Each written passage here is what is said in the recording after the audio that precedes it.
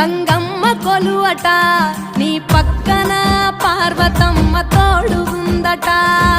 నాగుపాముల నగలే నీకు మోజట